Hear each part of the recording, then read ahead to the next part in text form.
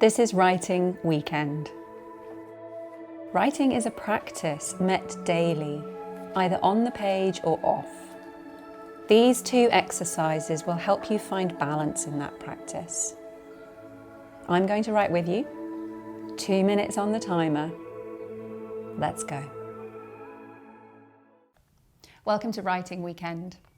Whether you're looking for a way to view your work in progress differently or create a state of mind that is going to enable you to begin, these two exercises are going to kickstart your writing weekend.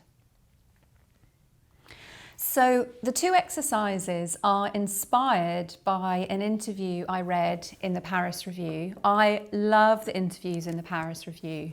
You can go to the magazine online and read the interviews individually, or you can buy their anthologies. I think they have at least 3 where they have compiled all of the interviews with writers that they've done over the decades. So for me, often I will sit and read an interview before I start writing, and I find I'm always inspired to pick up my pen.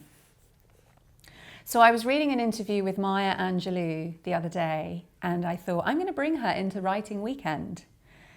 So Maya was talking in the interview how she has a very specific writing routine. She rents a hotel near where she lives, and every day she goes to the hotel. She never sleeps there. She arrives at about 6:15 and she spends the whole morning writing on the bed. So why does she have this practice? I thought one of the things that she said in the interview was really interesting. I insist that all things are taken off the walls. I don't want anything in there. I go into the room and feel as if all my beliefs are suspended. So for me, my coaching antennae went completely up. Suspension of beliefs. That, as a coach, when I'm working with writers, is such a huge piece of my work. So that's what I wanted us to do today. I wanted to look at what beliefs are going around in our mind that's basically getting in the way of our writing practice, and what would it be like if we could keep those beliefs at bay, if we could do what Maya does and basically suspend them for the length of time it needs for us to get the words on the page. So, firstly, we need to know what those beliefs are. And secondly, we need to do something about them. So we're going to do 2 exercises. And as always, we're going to spend 2 minutes writing on each one. Don't worry, I'm going to set the timer. And I'm going to write alongside you.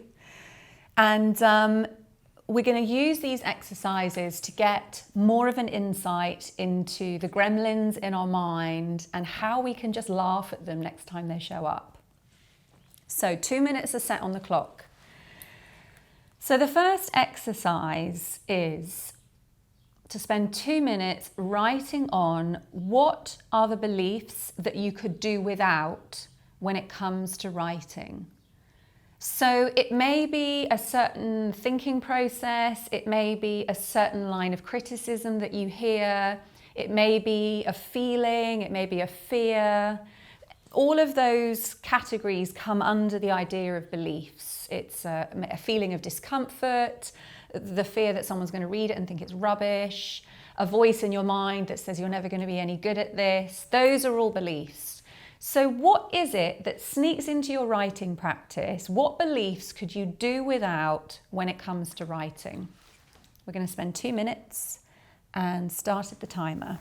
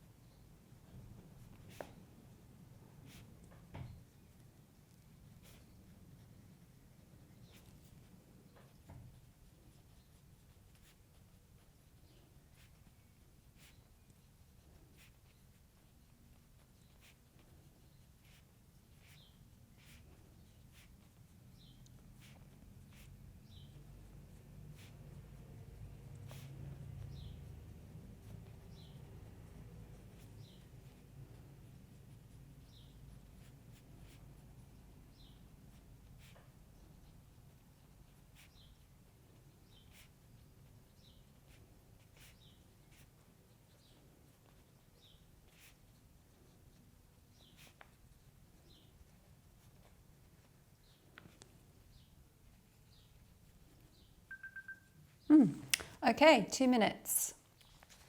So it may be that you found just one and you spent the 2 minutes really exploring it.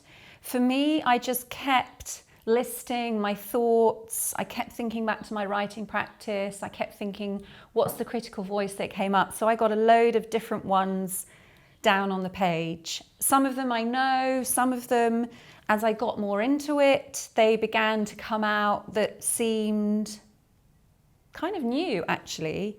So the very final one was interesting, where I have a belief that there is something crucial about writing that I don't know. And when I think about that, it's a kind of a feeling. And as soon as I think about that feeling, I feel like a 5 or a 6-year-old in the classroom, and like there's one vital piece of information or one vital answer, and I just don't know it. So I'm beginning to get a sense of when that belief might have got formed, this idea that the rest of the class knows something and I don't. And if I could only just know that piece of information, then I'd be okay. So again, whatever it is that you came up with, the whole point of these exercises is to put this stuff in the light. When it goes on the page, we've already shifted it from behind our eyes to in front of our eyes. So we're able to look at it in a different way.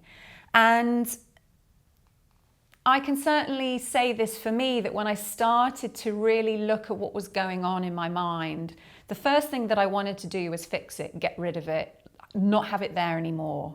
So it's okay to have that reaction. Essentially, if we can journey into that place where we know it's there, so we've got an eye on it, we know the effect it has, but we also know that we can take a step forward despite it being there. And then we realize that as we're able to step forward, the fact that it's there has less of a negative impact on us. So we're just working to a place where we're okay with all of the things that we've discovered on the page. Okay, so what we're going to do now is we're going to begin to open it up a little bit. So what I want you to do is to pick one. So maybe you've already got one, maybe you only had one. If you had a little bit of a list like I did, have a look over. I'm going to pick the last one that I came up with, because for me that had the most surprise to it and I'm kind of intrigued by it. So pick one, and we're going to spend the next 2 minutes looking at that one specific belief, and we're going to explore what would it be like to go into Maya's hotel room and have that belief suspended so that it doesn't have its claws in our neck and it's not kind of gripping our hands so that we can't get to the laptop or the notepad.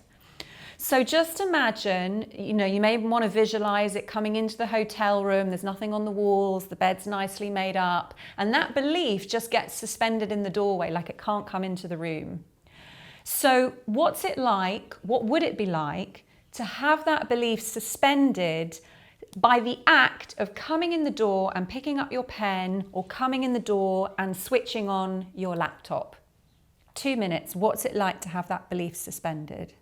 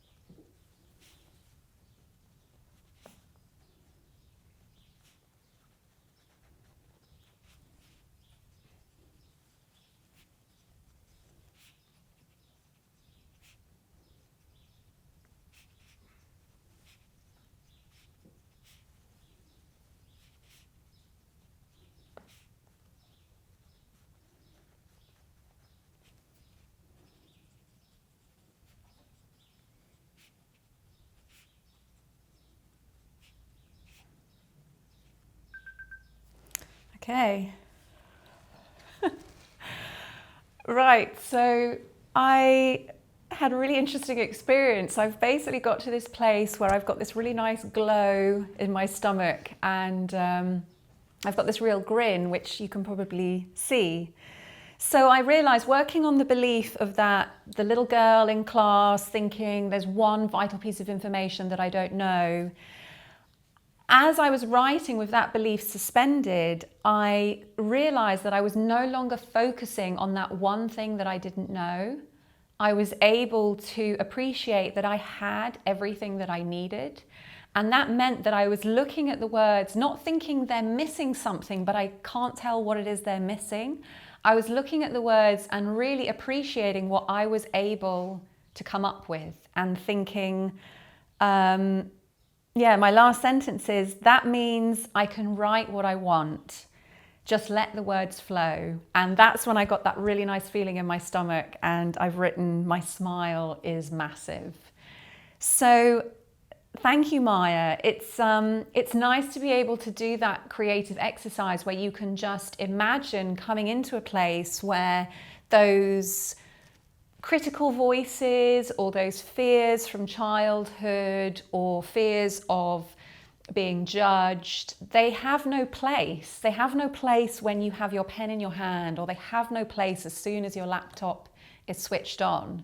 We're writers. The whole point is that we're creative people and we can use our imagination.